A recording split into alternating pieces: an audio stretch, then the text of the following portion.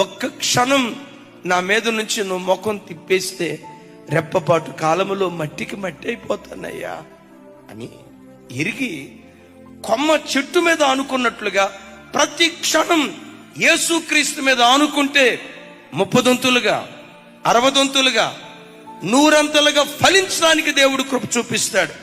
ఎప్పుడైనా చెట్టులో నుంచి కొమ్మ వేరే నేను బ్రతకలేనా, నా దగ్గర టాలెంట్ లేదా, నేను సాఫ్ట్వేర్ ఇంజనీర్ని, 50 ఎకరాల పొలం ఉంది, నా స్వశక్తితో నేను బ్రతకలేనా, దేవుడే నాకు అవసరమా అని నీ జ్ఞానాన్ని నమ్ముకొని ఒకవేళ దేవునికి వేరైతే, నా వైపు చూడండి, చెట్టులో నుంచి వేరైన కొమ్మ బ్రతకగలదా? చెట్టులో నుంచి వేరైపోయిన కొమ్మలో నుంచి ఫలాలు రాగలుగుతాయా? ఎప్పుడైతే కొమ్మ చెట్టులో నుంచి వేరైపోయిందో అది ఎండిపోవటం ప్రారంభిస్తుంది. ఆకులు రాలిపోతాయి, పూత రాలిపోద్ది, కాయలు రాలిపోతాయి, చివరికి పొయ్యిలో పెట్టుకుని కట్టెగా అది మారిపోద్ది.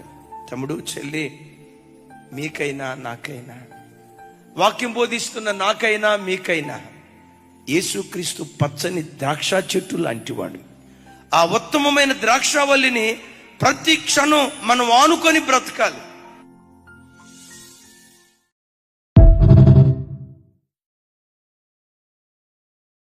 Download ShareChat.